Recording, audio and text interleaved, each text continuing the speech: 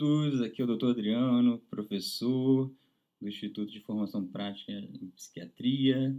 Estou aqui para falar sobre um assunto muito polêmico, Rivotril, ou clonazepam, como é conhecido genericamente.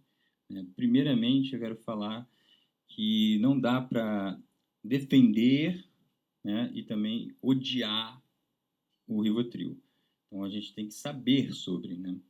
O Rivotril, ele atua nos receptores de GABA. Né? O que são receptores de GABA? Receptores de GABA são receptores que estão presentes em todo o nosso cérebro. Tá? Eles têm concentrações maiores em algumas áreas, mas eles estão espalhados por todo o cérebro. E quando esse receptor é ativado, ele deprime o neurônio. Né? Não, que ele não deixa triste o neurônio, tá, gente? Ele deprime a função do neurônio, né? Então, qual é o alvo terapêutico, né, dessa medicação? É os receptores de GABA, do sistema límbico, principalmente das amígdalas cerebrais. Por quê? É ali que é o nosso coração emocional, nosso coração dentro do nosso cérebro, onde funciona realmente as nossas emoções. Então, quando a gente tem uma crise de ansiedade, né, ele vai atuar ali, né, nas amígdalas cerebrais, né, e deixar a gente mais calmo, né, e também menos irritado, que também é outra função da amígdala cerebral. Então, é ótimo, né? Não, pode ser. Vamos ver, né? Então, primeira coisa, né? A primeira coisa eu já falei, né? Segunda coisa, é, esses receptores de GABA, eles estão presentes, né? Como eu falei, em várias áreas do cérebro, mas também estão presentes em grande quantidade no hipocampo, que é uma área ligada à memória, né? Então, tomar uma dosagem alta de clonazepam dá apagão, e também no córtex frontal, que é uma área que ajuda a gente a tomar decisões, né? A segurar a nossa impulsividade, né? Ele tem uma similaridade com o álcool. O álcool também faz isso, né? Então a gente começa a beber, aí daqui a pouco fica mais soltinho. Por que a gente fica mais soltinho? É porque o córtex frontal está inibido. Então a gente não tem um juízo assim de segurar a nossa impulsividade como a gente tinha antes. Aí a gente começa a fazer macaquice, né? Falar de coisas que a gente não falaria, ficar mais solto, é, até mais alegre, né? Mas depois, no caso do álcool, né, ele começa a atuar também em cerebelo, também no clonazepam também, né, no Rivotril também. Que também tem muito receptor GABA, que é a área de controle motor, por isso que a gente não pode dirigir, né, beber e dirigir, né, a pessoa fica alterada, né, e também não pode tomar muito clonazepam e dirigir, né. E, e também atua na área do hipocampo, fazendo com que a gente esqueça o que aconteceu no dia anterior e acorde com aquela sensação de ressaca moral, né? Bom, mas o Rivotril, ele tem uma meia-vida na prática de 8 horas, tá? O tempo que ele funciona no organismo, né? Mais ou menos isso, né? E outros benzodiazepínicos também funcionam, né? Aqui no Brasil, usa-se muito Rivotril, mas no mundo inteiro também, né? Até que é uma medicação que é a mais prescrita do mundo, né? E alguns trabalhos mostram como a mais prescrita. Mas vou defender a gente, psiquiatra, tá? Tem um ranking de quem mais prescreve benzodiazepínico, Rivotril, entre as especialidades. Primeiro está lá cardiologia, aí depois clínica médica, não sei exatamente qual é a ordem. Tem a ginecologia. A gente está em sexto, tá? Então, a gente que é o especialista no Rivotril, a gente está em sexto. Então, quer dizer que a gente não está prescrevendo tanto, né? Isso é bom. Mas por que tanta gente toma isso, né? Tem porque os médicos de outras especialidades prescrevem, né? Bastante. E acabam não sabendo o mal que isso pode levar a pessoa, né? Porque a prática realmente é o que ensina. E quem vê o paciente dependente de Rivotril é a gente, é o psiquiatra, não as outras especialidades, né? Quem tem que resolver o problema disso é a gente. Então, a gente tem um pé mais atrás aí com o Rivotril. Tá? Mas ele é muito eficaz para tirar de crise de ansiedade. talvez seja o remédio, o melhor remédio, talvez não, é o melhor remédio para tirar de crise de ansiedade, né? E a gente tem remédios que curam a ansiedade. Não é que a pessoa tem que parar o remédio, é, cura para sempre, mas tem que tomar por muito tempo, né? Mas cura a ansiedade, sim, né? Cura a depressão, né? Então, quando eu falo curar, é curar tomando remédio.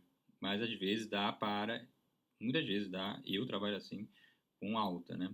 Dá para dar alta assim para o paciente. Bom, mas assim, chegou lá, tá com a crise, né? O que que a gente vai fazer? Vamos passar o Rivotril ou outro similar, né? Até porque os nossos remédios, tá? Eles demoram um tempo para fazer efeito. Tem alguns que são bastante rápidos, outros mais lentos, mas varia entre uma semana a 3 semanas, né? Só que, assim, eu não sei quem está vendo já teve crise de pânico, né? Eu já tive crise de pânico, né? Não chegou a ter um transtorno do pânico que tem que ficar tomando remédio o tempo todo, mas já tive um episódio de pânico. É uma coisa horrorosa. Você sente que você vai morrer, né? Então, você sente que não tem saída, é um desespero, né? Aquele bolo na garganta, a dispneia, que é não conseguir respirar, aquela sensação de morte iminente, é horrível. Também pode ter outros casos de pânico que a pessoa não tem essa sensação de morte iminente, mas tem uma sensação de que vai enlouquecer, né? É uma ansiedade aguda, a gente chama de ansiedade aguda, ansiedade paroxística aguda, é muito ruim. Então, realmente, ter o Rivotril é uma salvação, tá? Mas a gente usa por pouco tempo, até o remédio fazer efeito, tá? E como é que a gente sabe que o remédio está fazendo efeito, né? Já está na hora de tirar? A gente pensa às vezes pelo tempo do remédio fazer efeito, de 15, depende da medicação, né? A 20 dias, né?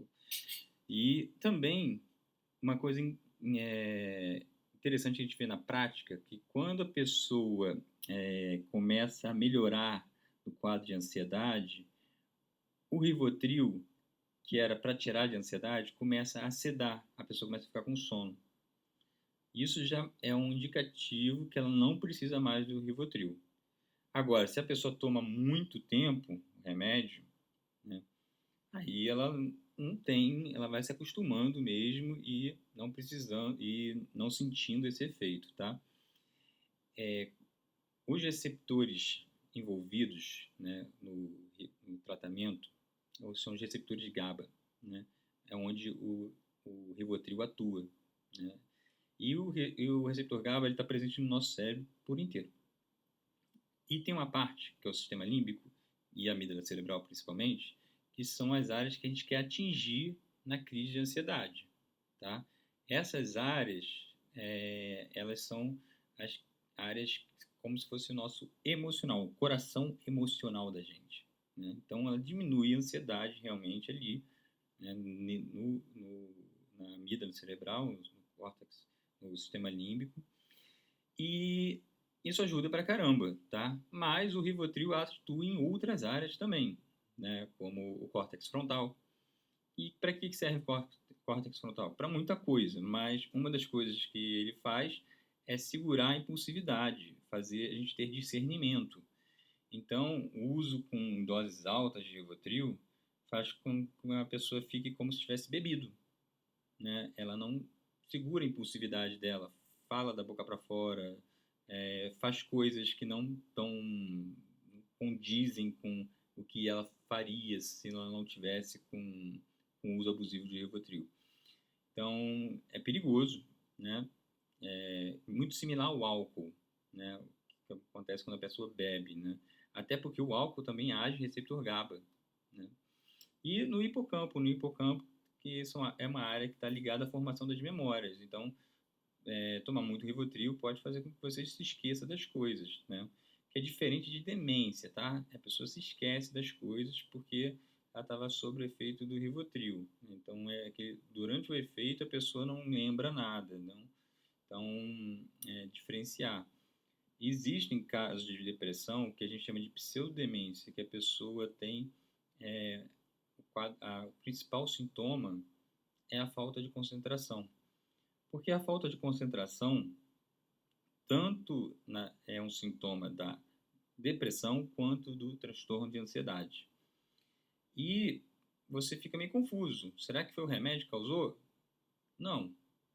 Dá para entender, porque o remédio ele tem uma meia-vida, né, um tempo no organismo, né, que no Rivotril, na prática, a gente vê mais ou menos 8 horas.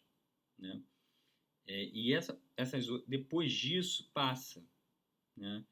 E a pessoa com pseudodemência ou com quadro depressivo ansioso, ela tem uma reclamação que eu chamo de reclamação da segunda consulta. Por quê? Na primeira consulta a pessoa está deprimida, ansiosa demais, tá mal pra caramba. Aí ela fica bem com o remédio, aí ela vem com a reclamação desse sintoma residual. Ah, mas eu não estou me concentrando como antes, não sei o quê. Blá, blá. Existe remédio específico para melhorar isso em poucos dias, tá? Então, não é necessário fazer outra, nada mágico, né? Mas, realmente, a gente confunde, né? E tem essa ideia, tem esse grupo que é totalmente contra o Rivotril e esse grupo pequenininho, que é a favor do Rivotril para todo mundo. Mas a gente tem que chegar a um consenso, tá? Porque o Rivotril não funciona só para a ansiedade, né? Ele vai funcionar também para epilepsia ou outros, né, como clobazam, que são mais indicados, né, benzodiazepínicos mais indicados para epilepsia, que são importantes para uma pessoa não convulsionar, né? Outras coisas importantes em relação à convulsão é se o paciente toma uma tonelada de Rivotril, 20, 10, né, de 2 miligramas, altas dosagens, aí você vai retirar o remédio, né? E eu já vi isso acontecer, né? O colega retirar tudo, né? Até porque era uma dosagem muito alta, ou então deixar um pouquinho, e a pessoa convulsiona. É um anticonvulsivante, então o anticonvulsivante, né, ele vai aumentar o limiar convulsivo, que dificultar a convulsão.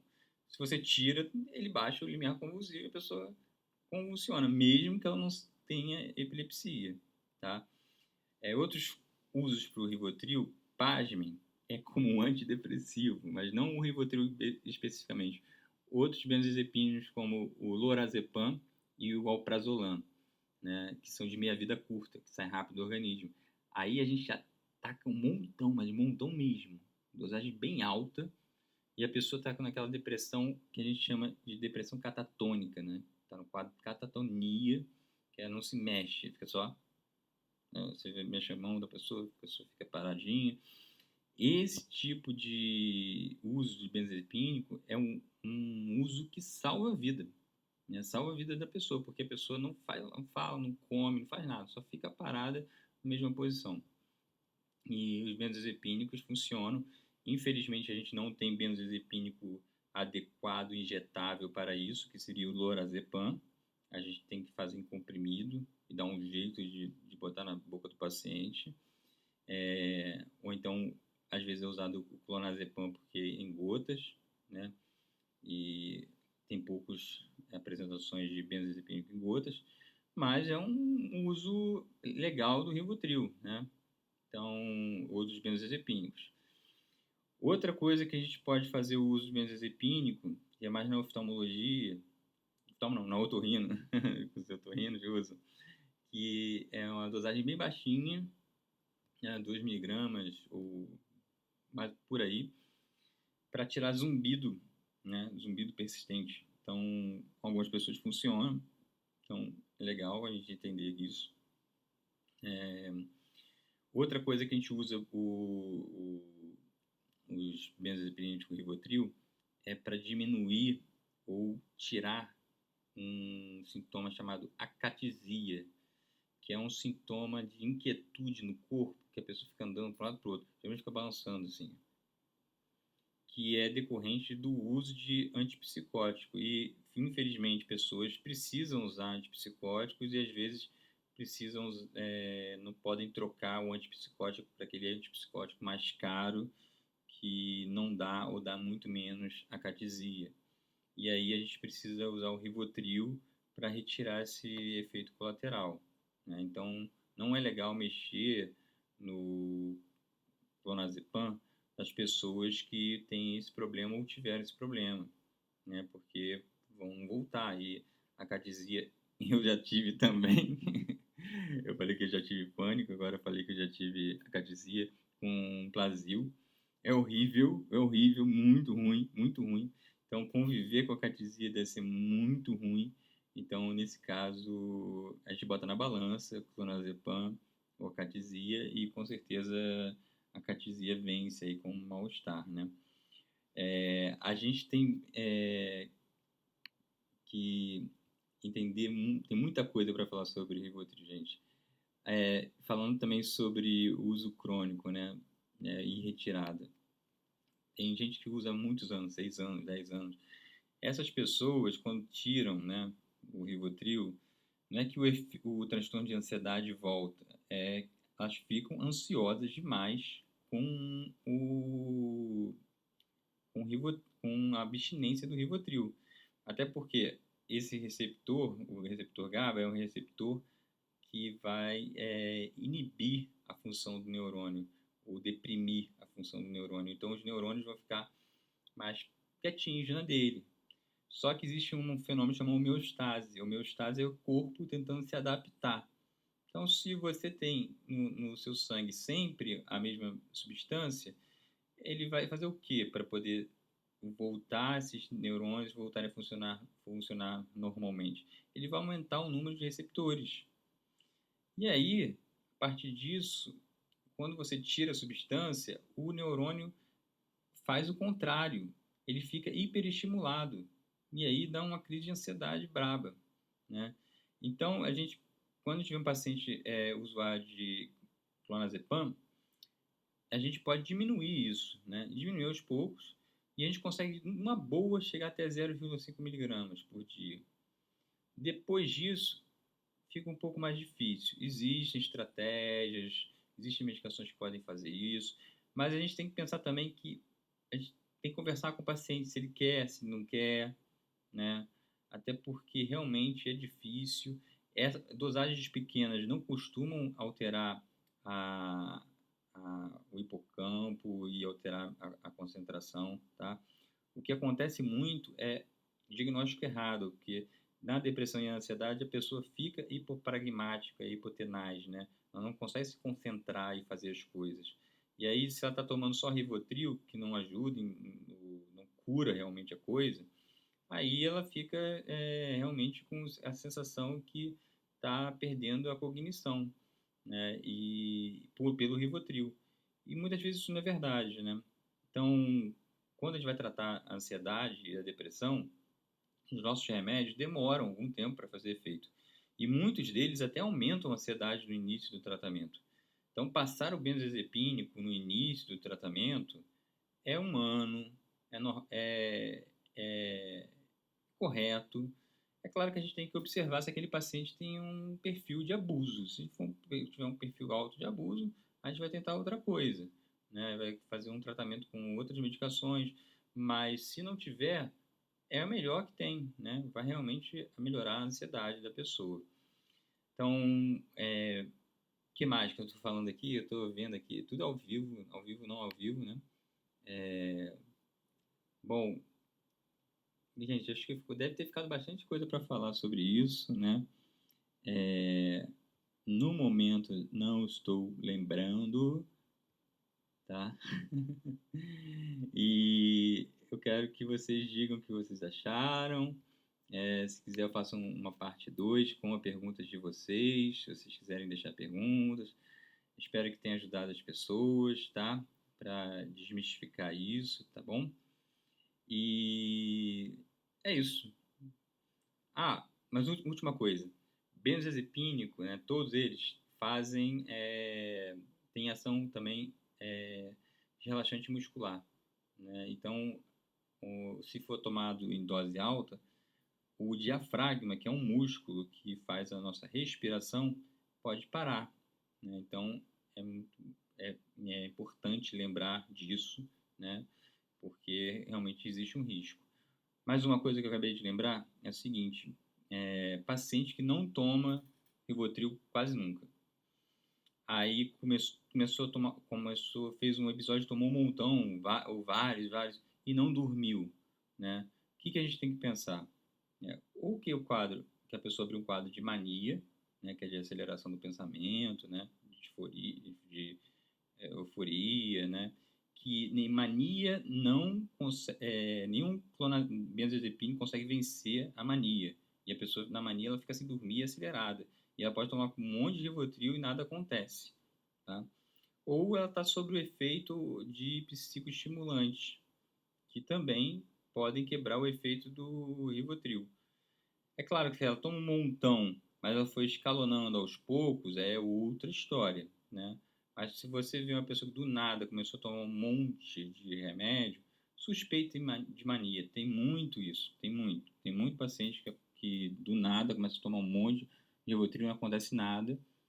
E aí você pensa, poxa, o que está acontecendo, né? Então, realmente, ajuda com um diagnóstico diferencial. Bom, é isso. Beijos, abraços, até a próxima. Espero que tenham gostado. Valeu!